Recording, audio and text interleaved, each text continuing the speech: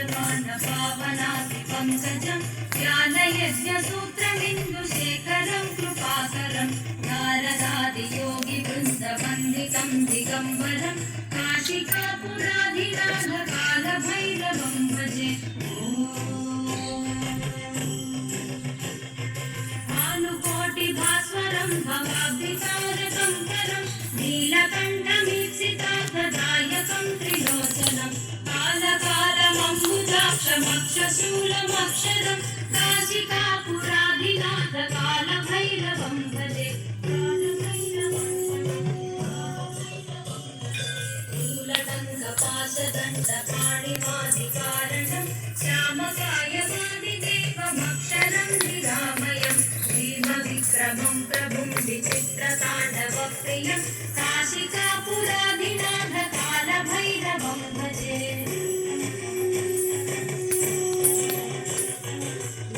मुक्तिदायकं प्रशस्तचारुविग्रहं भक्तवत्सलं स्थिरं समस्तलोकविग्रहं निक्वणं मनोजयेमकिङ्किणीयकर्कटिं काशिकापुराधिनाथ कालभैरवं भजे।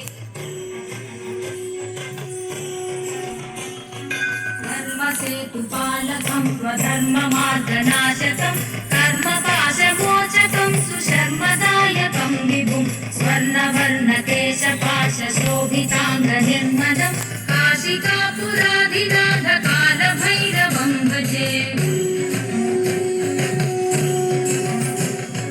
रत्नपादुकाप्रभाभिरामपादयुग्मकं नित्यमद्वितीयमिष्टदैवतं निरञ्जनं मृत्युदर्पनाशनं करालतं शभूषणं काशिकापुराधिनाथ कालभैरवं भजे।